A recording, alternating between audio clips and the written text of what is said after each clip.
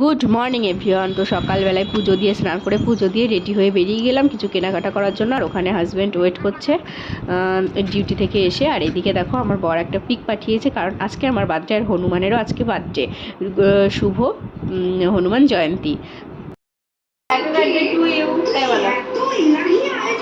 বল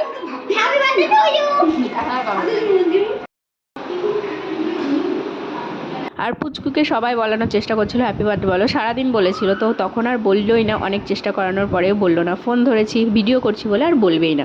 তো সন্ধেবেলায় আমি একটু রেডি হয়ে নিলাম কেক কাটার জন্য, আর হাজব্যান্ড কেক নিয়ে চলে এসছে। তো তোমরা দেখতে থাকো।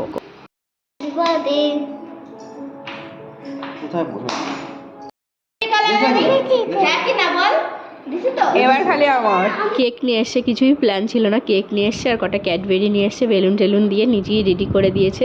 তারপর আমি একটা জামা পরে বসে গেলাম কোনো রকমে পুচকুকে কোলে নিয়ে কেক কাটার জন্য। পুচকু বলছিল ক্যাডবেরি খাবে, তো ওকে একটা দিয়ে দিলাম। এবার কেকটা কেটে নেবো, তোমরা দেখো।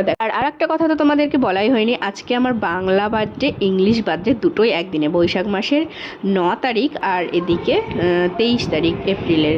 সো দুটোই একদিনে পড়েছে, আর মঙ্গলবারটাই পড়েছে পুরো, মানে সেই ডেটটা।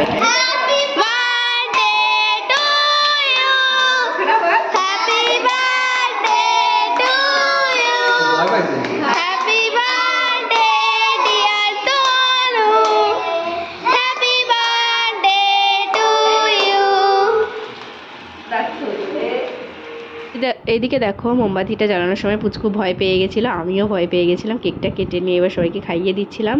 তো আমার হাজব্যান্ড আমাকে খাইয়ে দিল, আর পুচকু এদিকে ক্যাডবেরি খেতেই ব্যস্ত।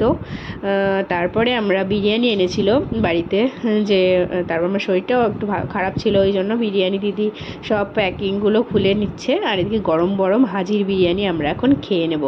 তো এখন 9টা মতো বাজে, আর আমি হয়েছিলাম 8:30। তো 8:30টার সময় কেকটা কেটে নিয়েছি। আর তারপরের দিনে সকালবেলায় দিদি চিকেন রোল বানিয়েছিল, তো সেটা খেতেই ব্লগটা শেষ করলাম।